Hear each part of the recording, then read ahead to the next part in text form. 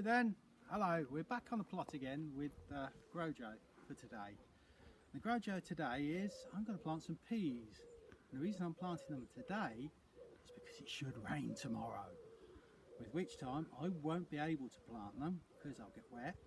Not only that, the ground will be sticky, so it will be difficult. Not only that, if I do them now, then they'll be off and running.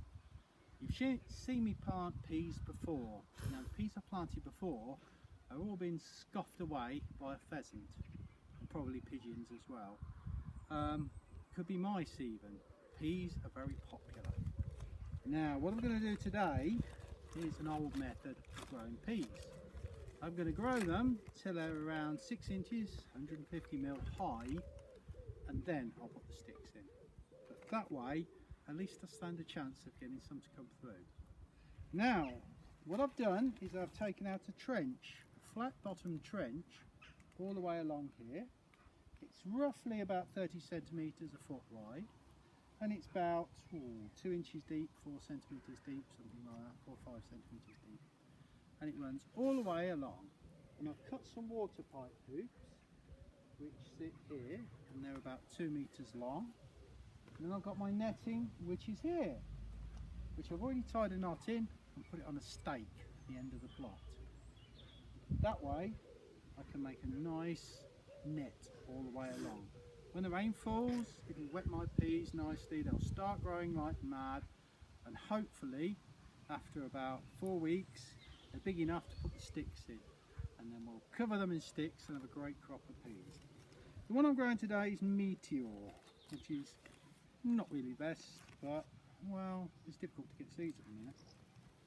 So here we go. The peas are round seeded peas, and all I do, roughly around 4 centimetres apart.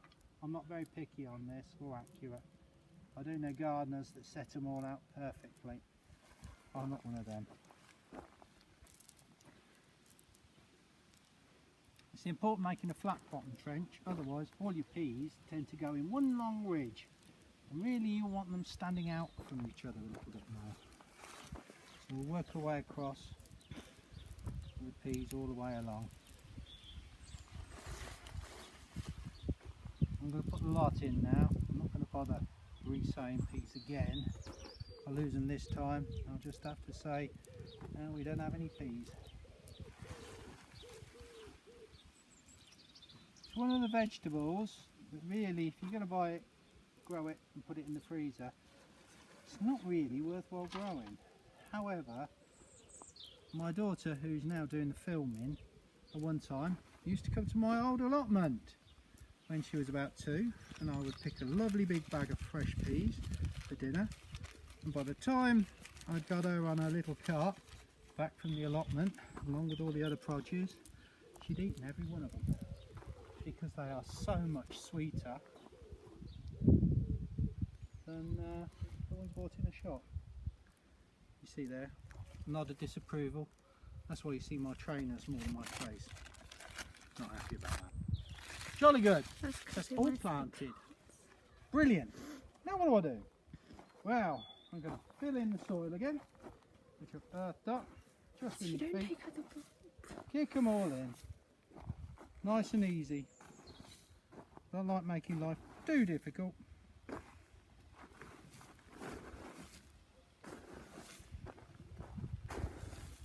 Peas, when you grow them yourself, the moment you pick them, they have more sugars in than any other time in their lifespan.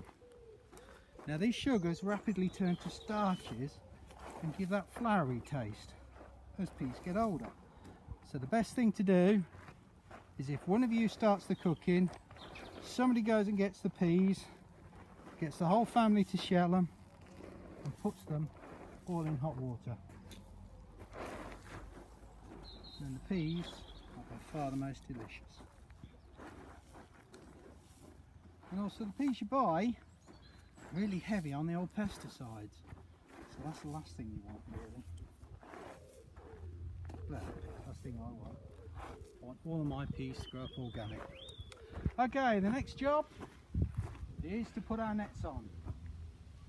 Now the nets, possibly an expense, but a good net will last you a few years.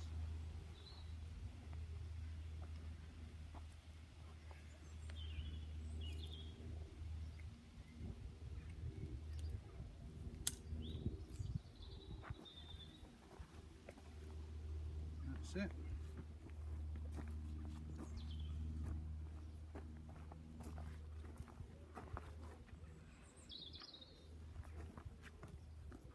And that will spread right over there.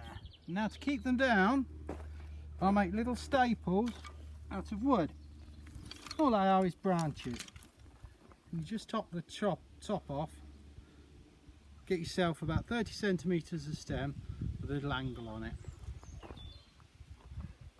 What's best? They're free. So it just needs poking down so it can keep your net in place. As I say, the worst thing is going to be the pigeons and the pheasants. Other animals don't seem to be so much of a problem.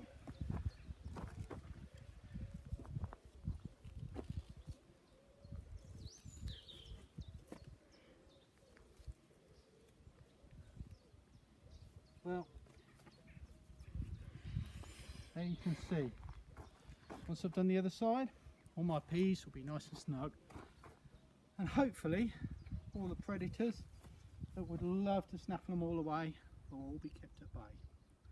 We'll have to see in a couple of weeks whether I've got any peas left, or whether they're coming through, or indeed whether we do have any rain. If not, I'm going to start growing cacti. Okay, well that's today's Grow Joe. I hope you enjoyed it. Hope you go off and do some pea growing and try them, and it's fresh off the plant. They're by far the sweetest. Vince here, sign off from Grow Joe. Goodbye and stay safe.